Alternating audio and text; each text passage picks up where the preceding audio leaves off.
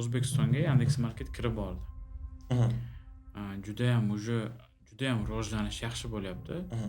O'zbekistondagi turgan insonlar Yandex.Marketda misol o'zini ishini olib borsa bo'ladimi? Albatta O'zbekiston yetakchisi bilan olib borsa bo'ladi. Agar prodaja O'zbekiston hududiga ketgan bo'lsa, agar shunaqa bo'lsa, bilmadim, chunki Ozon Wildberries'da bo'lmadi. Chunki bizda Uzun Market bor. Uzun Marketni yenga olishmadi. Chunki nimaga? Bu yerda skorost dostavka juda ham muhim. Siz zastavkadan keyin tovaringizni ertaroq qilasiz, to'g'rimi? O'shaning uchun Uzun Marketni bu ikkala platformani yenga olishmadi. O'ylaymanki, Yandex.Market ham yenga olishmaydi. Yandex.Market ham Uzun Marketni yenga olmaydi.